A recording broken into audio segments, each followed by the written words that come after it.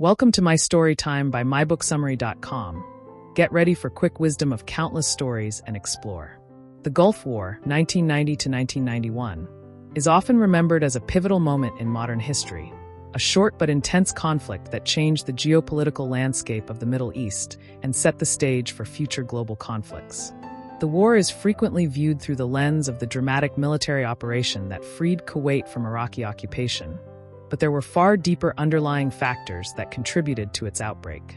In this story, the global balance of power, regional rivalries, and international diplomacy all collided, setting the scene for a military campaign that would shape the course of history. Introduction: A storm in the desert. The Gulf War, also known as Operation Desert Storm, was a conflict that saw a coalition of forces led by the United States take on Saddam Hussein's Iraq, which had invaded its neighbor, Kuwait, in August 1990.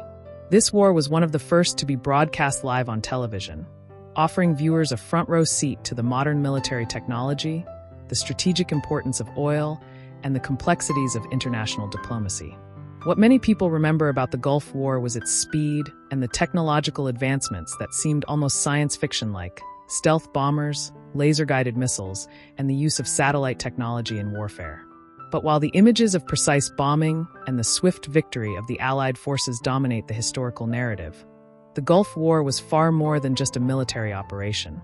It was a culmination of Saddam Hussein's regional ambitions, the role of oil in global politics, the involvement of superpowers, and the post-Cold War order that sought to define the world after the fall of the Soviet Union.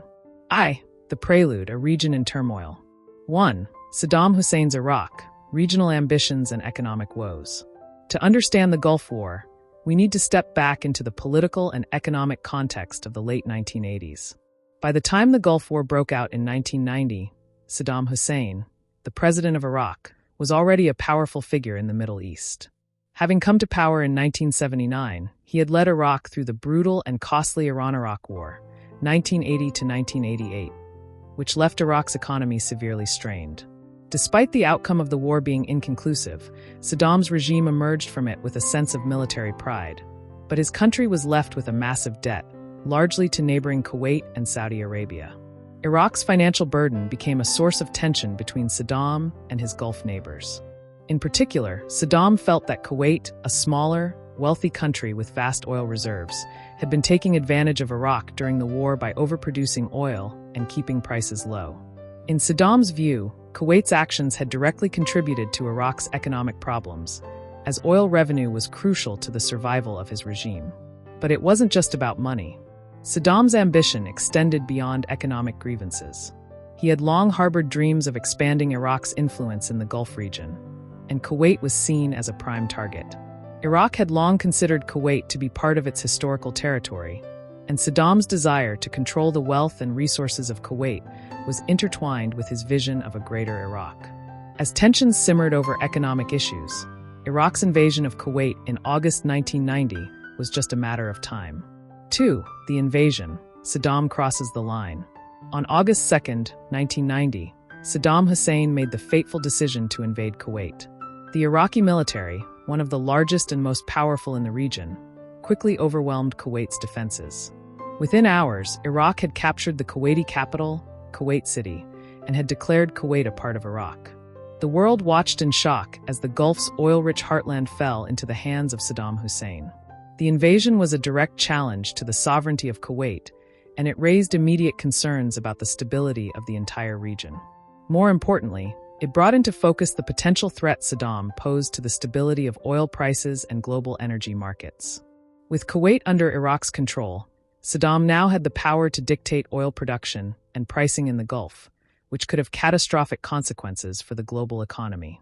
2. The global response, a United Nations resolution, and the build-up to war. 1. The call for action, the United Nations steps in. The world's response to Iraq's invasion of Kuwait was swift and firm. The United Nations Security Council, led by the United States, condemned the invasion and imposed immediate economic sanctions on Iraq. The UN called for Iraq to withdraw from Kuwait unconditionally, but Saddam Hussein refused to comply. His refusal to leave Kuwait put the world on a collision course, and the stage was set for a military conflict. The United States, under President George H.W. Bush, took the lead in building an international coalition to liberate Kuwait. Bush had learned valuable lessons from the Vietnam War about the importance of maintaining global alliances. And in this case, the coalition was vast, including not only Western powers like the United States, the United Kingdom, and France, but also countries from the Middle East, such as Saudi Arabia, Egypt, and Syria. The United States also secured the approval of Arab nations, who were particularly concerned about the potential spread of Saddam's ambitions. At the heart of the coalition's strategy was the belief that Iraq's occupation of Kuwait was not only a threat to regional stability, but also a direct challenge to the global order. As such, military action was deemed necessary. The United States had already begun to deploy troops to Saudi Arabia, a key ally, to deter any further Iraqi aggression. By the fall of 1990, the Gulf region was becoming a powder keg, and it was only a matter of time before the fuse was lit. 2. The build-up, Desert Shield and the coalition forces. In August 1990, the United States began Operation Desert Shield, a massive military buildup in Saudi Arabia designed to protect the kingdom and prepare for a potential military assault on Iraq. This was the first phase of the conflict, a period of intense diplomatic maneuvering and military preparations. The American-led coalition gathered troops from a wide range of nations, and the world witnessed one of the largest military mobilizations in history. The buildup was not without its challenges. The logistical task of moving troops, equipment, and supplies into the desert was daunting, and there were fears about Iraq's ability to launch further attacks on Saudi Arabia or even other countries in the region. Yet the coalition forces were united in their determination to expel Iraq from Kuwait and restore the status quo. The clock was ticking, and a military solution was becoming increasingly inevitable. 3. The Gulf War, the storm unleashed. 1. The air campaign, the first phase of combat. On January 17, 1991, the coalition forces launched Operation Desert Storm, beginning with an air campaign that would last for several weeks. The precision of modern warfare was on full display, as coalition aircraft, using advanced technology like stealth bombers and guided missiles, struck key Iraqi military targets across the country. The objective was to degrade Iraq's military infrastructure and weaken Saddam's ability to fight. The air campaign was devastating, and Iraq's military was caught off guard. The coalition's technological superiority, combined with the strategic bombing of Iraq's military command centers, communication systems, and infrastructure, crippled Saddam's forces. At the same time, the coalition forces launched a psychological campaign to demoralize the Iraqi troops, who were fighting in a war that many didn't fully understand or support. 2. The ground offensive, the liberation of Kuwait. After weeks of relentless bombing, the coalition forces launched a ground offensive on February 24, 1991. The ground war lasted just 100 hours, but it was a decisive and overwhelming victory. Coalition forces, led by U.S. General H. Norman Schwarzkopf, advanced rapidly through the desert and into Kuwait, encountering little resistance from the demoralized and disorganized Iraqi forces. Within days, Kuwait was liberated, and Saddam's forces were forced to retreat back into Iraq. The speed and effectiveness of the ground campaign stunned the world. The coalition's military strategy, combining air superiority, precision bombing, and rapid ground assault, was a textbook example of modern warfare. Saddam Hussein, whose forces had initially seemed unbeatable, was left with a shattered military and a humiliated regime. 4. The aftermath, a region changed forever. 1. The end of the war and the aftermath. The Gulf War officially ended on February 28, 1991, when a ceasefire was declared. Iraq was left in ruins, but Saddam Hussein remained in power. The U.S.-led coalition had achieved its primary objective, liberating Kuwait and removing Iraqi forces, but the war did not lead to Saddam's downfall. In fact, the decision not to remove Saddam from power would come back to haunt the world in later years. The Gulf War had profound consequences for the Middle East and the world. It solidified the United States as the dominant military power in the region, but it also created new tensions. Iraq was left weakened, but Saddam's regime remained a threat to stability. The war also exposed the growing role of technology in modern warfare and set the stage for future conflicts in the region. 2. A war of contradictions. The Gulf War, in many ways, was a war of contradictions.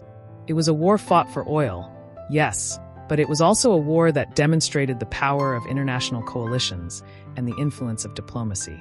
It was a war that showcased the technological advances in warfare, but it was also a reminder of the human cost of war. And while it was a short and decisive conflict, the consequences of the Gulf War would be felt for decades to come. Final thoughts: the legacy of the Gulf War. The Gulf War may have been a clean victory for the coalition forces, but its legacy is complicated. While Kuwait was liberated, Saddam Hussein remained in power, and the war set the stage for further U.S. involvement in the region. The war also raised questions about the role of military force in achieving political objectives, and it underscored the significance of oil in global geopolitics. In the end, the Gulf War is remembered not just for its military brilliance, but for its place in the larger story of the Middle East and the world. It marked the end of the Cold War era, the beginning of a new world order, and a cautionary tale about the complexities of modern conflict. The storm in the desert had passed, but its echoes would be felt for years to come. Stay tuned for more enlightening content. Head over to www.mybooksummary.com. Don't forget to subscribe and share the magic with friends, and let's grow together through the power of books and interesting stories.